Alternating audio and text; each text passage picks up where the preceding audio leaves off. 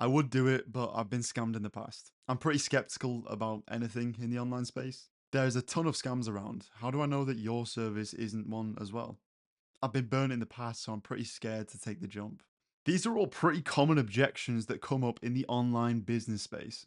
In this video, I'm going to lay out the exact steps that help me overcome this type of objection, helping me bring in 130,000 US dollars in cash collected for a business that I work with in a single month.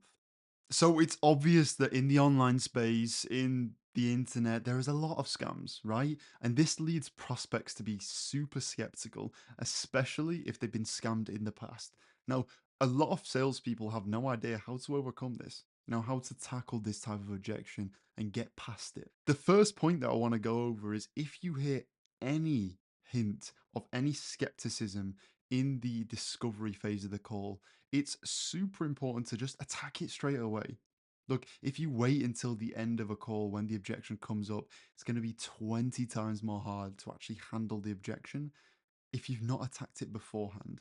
So let's say someone says, there's a lot of scams, or yeah, there's a lot of scams in this space. Pretty skeptical about this space. Don't just wait until the end. Don't just brush past it. Attack it straight on. Now, do you feel like a scammer is going to be honest? Do you feel like a scammer is going to just put all his cards on the table and just address something with confidence straight away?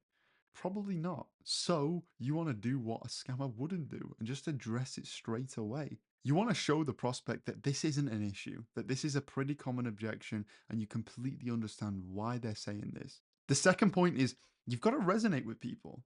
Look, some people have been through quite a lot of shit being scammed in the past. They've been burned. It's quite traumatizing. So you want to show that you're human and you completely understand, right? I even agree with them. So what I would say to start off my objection handling process of this and overcoming it is just say, yeah, I think it's pretty normal to be skeptical, and that's not out of pocket at all. Look, there is a lot of shit in this online space. There's a lot of crap. So it's completely understandable. What this does, it just shows that you are human, that you do understand it, that you're not just going to try and overcome the objection and not even understand where it's coming from. This third point, and I use this all the time with any objection, is just humor. When there is tension, when you feel like maybe there's a bit of skepticism, there's a bit of fear, there's a bit of tension in the conversation, just use humor. Attack it straight on, be sarcastic. So let's say someone says, "Oh yeah, how do I know it's not a scam?" Well, it could be a paid actor. This could be a green screen, be a pretty good paid actor, right? A bit of humor is it's literally attacking it straight on. It's being as open as possible. It puts people at ease. Makes people feel like, yeah, you know what, he probably isn't a green screen. Probably isn't a paid actor.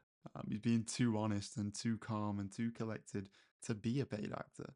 So, bit of humor in any of these situations, a bit of sarcasm, just to dull down the uncertainty, dull down the animosity. Now, the fourth one is where I really start to dive deep into the objection and really try to unravel it and reroute that limiting belief. And it's just going into depth. So, the way I word this type of overcoming is, do you mind if I ask you a personal question? Yeah, 100%. So, have you ever been burnt in the past or scammed in the past? Do you mind telling me a bit more about what happened there and a bit more details? By doing that, they're going to open up in terms of what happened in the past, really unravel it. And when they do, once they unravel that, what you want to do is just attack it in this way. Look, I completely understand and I appreciate you sharing with me. Must have been pretty shit, pretty traumatic. So, if you were to hypothetically travel back in time, just before you got scammed or just before you got burnt, and ask the company or ask the person one question to give you confidence that they are the people they say they are. They do have the results they say they do. And they are the people that you want to go with. What would you ask? Usually, what they say is, yeah, that's a good question. And they think for a second. Whatever question that they come up with, you just say, okay, why don't you just ask me that question? And what that does is you're really just being as open and honest as possible, and you can just get past any fears they have. Now, that doesn't always land because some people can't think of a question. Okay. So, another way that I would address this is just go through the logical red and green flags. Okay. Yeah. No worries. Completely understandable to be skeptical. There is a lot of crap in this online space. So, from everything you've seen from our company, our service, all honesty here, by the way, Have you seen any red flags to make you feel like maybe I am a paid actor, maybe this is a green screen, maybe like this is all just fake and we're gonna run off to Dubai after this? No. Okay. Yeah. That's good to hear. Have you seen any green flags to maybe make you feel, look, this is the vehicle that's going to get you to X, Y, Z goal? Of course, plug in emotional cue there, and really is going to give you the freedom you're looking for, and really retire your parents you're looking to do. Yeah, okay. They start to name each one of the green flags, so they're sort of selling themselves why this isn't a scam and why we are the real deal. Now, that's the ways that I handle skepticism or the scam objection. And I think the moral of what I just went through and what really helps me is just being open, being honest, and just attacking it straight away. Because if you were a scammer, you wouldn't be expected just to be straight open and honest about things. Really just dive into things. What you would do is try avoid the question.